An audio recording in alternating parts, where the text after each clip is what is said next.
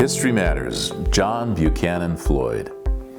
This man is a pivotal person in the history of the Civil War. You probably have never heard of him. 24th United States Secretary of War. He was installed in March of 1857 when Buchanan was president, and he fled in December of 1860. We're going to talk about why this guy is so important. It's kind of interesting. Jefferson Davis was the Secretary of War just before him, who then became the Confederate president. So we have a lot of people that know each other. And that's the thing in this history, especially in this early history. All of these people were contemporaries, and they knew each other, they knew of each other. And in some places, very intimately, they knew who they were. He was born in 1806.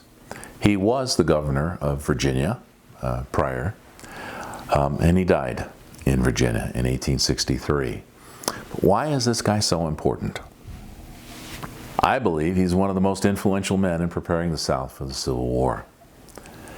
He started out, number one, by replacing all Northern Union commanders of any Southern military installation, whether it was an armory or a fort or whatever installation. He would replace a Northern commander with a Southern commander, one by one, over time. He sent all Union ships out of port to other countries on different missions, got them away from the United States. He instigated the Utah War. Now, I believe it was a distraction, and there were some other possibilities, and we'll talk about the Utah War in episodes to come. He moved approximately 120,000 muskets and rifles from Northern to Southern armories. Now, this one's kind of an interesting one because the guy was a little bit of a businessman, and there was some money involved in some of these things. But at this time, the one thing we need to understand is that the Union Army was only about 10, 12, 13,000 officers and soldiers. It wasn't big. Our country was never started to build a huge army. And so in these early days, we didn't have a massive army. So when you're talking about 120,000 muskets and rifles and only 10, 12, 13, 14,000 men, that's a lot of excess weapons. Why? And one of the last things he did, he almost got away with this, but Buchanan caught him. He had some massive artillery built in the Pennsylvania foundries, ordered it for the South, and was going to have it shipped. And it was all ready to go. And Buchanan found out about it, and he had to flee. He basically fled in disgrace because he was being charged with fraud. Now, I want to talk about a couple of major things which he did. The 1857, the Utah War. My big question on this is why the Utah War? Now again, it's 1857. You've got a U.S. Army of maybe 12,000, and you're going to send over 4,000 of them, several thousand miles into the mountains against an obscure small group of religious people. Why? Why are you going to do that? 2 months out, they leave Fort Leavenworth, and again, he changes out the Northern Union commander for a Southerner, Albert Sidney Johnston. Now, Johnston became the head of the Confederate forces at the beginning of the war. He was an excellent military leader, also a good friend of Jefferson Davis. These people all knew each other. But why do you send 4,000 troops into the mountains of Utah, and along with that, the largest and longest logistics train to supply them that the U.S. has ever done in its, at that point, 60, almost 70-year history? Never done that. And now this guy sends that out. It's a little bit of a mystery. We won't get into all the details today. But this was one of the things that was very highly suspicious. I believe personally it had nothing to do with the Mormons.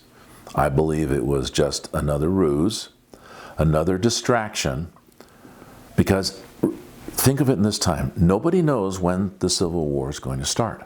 You know, it's like us looking into the next 3 or 4 years. What's going to happen with the presidential elections and what's going to happen to our country? We don't know. We have inklings, we can guess, we can speculate, but we don't know. Well, in 1857, they don't know when the Civil War is going to start. They're speculating. They're kind of thinking, well, maybe this, maybe that. The same thing was what he's doing. He sees things coming, and, you know, personally he's trying to take advantage of things, but as a good Southerner and a member of the KGC, he's also trying to help the South. Now, the other thing is along with Floyd, many members of Buchanan's cabinet are also doing the same thing. At the Attorney General's office, at the post office, all these other federal installations, they're doing the same thing. Because what they're doing is they're setting up the ability for the South to secede. Because they're changing the jurisdictions. They're replacing the people. They're putting people who will be favorable to the South into many of these positions. So it's a big setup. But again, we don't know when the war is going to start at this point. The next thing was Fort Sumter. And we've been to Fort Sumter. It's an interesting place. Again, he replaces the commander of the Charleston Armory with a Southern Union commander named Major Robert Anderson. Now, one of the things, he made a little bit of a mistake here, and he didn't realize it. He thought that Major Anderson was a good Southerner, and he was, but he was also a by-the-book Union commander, and he didn't count on that one. He ordered Major Anderson to occupy Fort Sumter, moving away from the Charleston Armory, because he felt he was surrounded there. And so in the dead of night, at Christmas, he moves all of his men, I think he had about 50, 60 men, took their weapons, took their ammo, took everything they could. They jumped into boats, rowed across the harbor, and went to Fort Sumter. And immediately after that, this guy gets out of Dodge, or Washington, D.C. Now he leaves Major Anderson there. The Major had tried many times to get resupplies and get Fort Sumter set up with supplies, and he refused. He wouldn't send him anything. He says, you just take your men, go occupy that island, and you got enough for what you need. It was a big problem. Even President Buchanan wanted to order him to abandon. Now, all of this was happening in a short period of time now, around Christmas of 1860. The other thing that was interesting is, remember, he sent all those ships out. So there weren't any ships that he could send to Fort Sumter to do any resupply.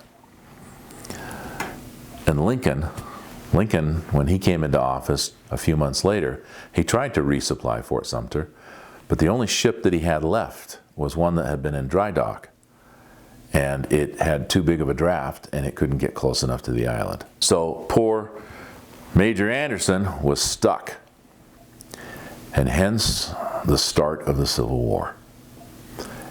The situation had been put together where there was no way out, no way to back out, no way to support him, and so South Carolina fired on the fort, and the rest, as they say, is history. He fled in Washington in 1860 because of the charges of fraud. He was made a general by Jefferson Davis, reporting to, again, Albert Sidney Johnston. These names keep popping up, and people keep coming together. He was given command of Fort Donelson near Nashville, and he messed that one up. Basically lost the fort, escaped, came back. He was relieved of command by President Jefferson. They didn't do a court of inquiry because they were friends and it wasn't worth it. He resumed his commission as a Major General of Virginia Militia a year later, but his health failed and he died. Now, Anybody would look at this guy and say, okay, he's kind of an obscure person who was involved in, some politics. I believe this guy was pivotal, especially with the Utah War and especially with the Civil War. He set up things that no one else could have done. And he set up Fort Sumter to fail. And Fort Sumter is what started the Civil War. Lincoln could have never started the war without Fort Sumter. Fort Sumter was basically the 9/11 of the Civil War. It was the only way. Lincoln was not well liked when he came into office. He didn't have the political power or the political clout that he needed to do what he needed to do. And the Civil War may never have started without Fort Sumter. And if the Civil War had not started, then that golden circle that we've talked about with the KGC could be what we would have today. And we would have two different countries that never went to war, but became two different entities. So that's why history matters in your life.